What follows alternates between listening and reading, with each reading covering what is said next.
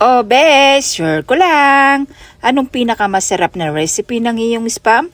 Halika bes at tuturuan kita ng napakasimple at napaka-basic ng spam musubi rice ball.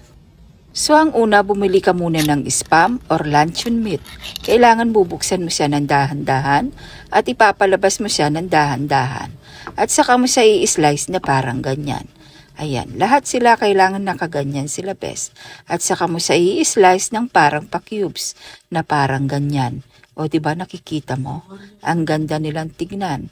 At napaka-perfect nilang i-slicein. Satisfying ba ika nga? Then set aside mo muna yan bes dahil dito muna tayo sa kanyang sauce. In a bowl, maglagay ka lang ng 4 na kutsara ng tubig at 2 kutsara na soy sauce. Kung mapapansin mo, may tubig para hindi maalat. Add ka rin ng 1 kutsarang asukal. Halu-haluin mo lang para matunaw yung asukal. Tapos add ka rin ng 1 kutsarang oyster sauce para malinamnam. Then magprito ka ng 1 itlog. Iset aside mo muna yung itlog dahil ipiprito mo na yung luncheon meat o spam. Iprito mo lang na parang ganyan hanggang sa maging golden brown ng kaunti.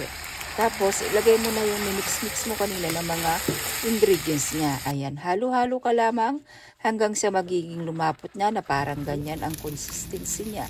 Tapos maglagay ka ng kanin sa isang bowl. Maglagay ka rin ng nori or seaweeds. And then ilagay mo na sa toppings yung pinirito mo kanina na spam or luncheon meat. At parang ganyan. Maglagay ka rin ng mga sauce niya bes. Katulad nung sauce niya kanina. I-toppings mo na rin yung itlog. Then, iikot-ikot mo siya na parang ganyan. Tapos, wag mong kakalimutan yung sesame seed para magandang tignan ba.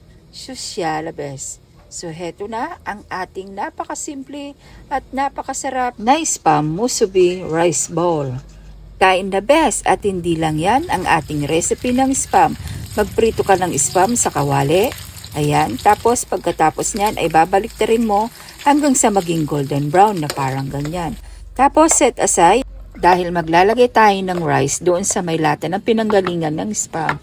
Tapos, pupukpukin mo para lumabas yung rice para maging perfect. Add ka rin ng egg, add ka rin ng spam, and then nori na seaweeds. Kung gusto mo ng scramble doon sa egg, pwede rin naman. Tapos, ilagay mo ulit yung lata ng spam. Heto na siya best. Hindi siya perfect. So, naglagay ulit ako ng nori bes. Ayan na siya. At napakasarap talaga ito. Para hindi masira yung ating seaweeds, bumili ka na lamang ng malaking seaweeds. Kasi maliit lang yung nabili ko na seaweeds bes. So, ayun lang. Share ko lang. Ingat. God bless. Bye!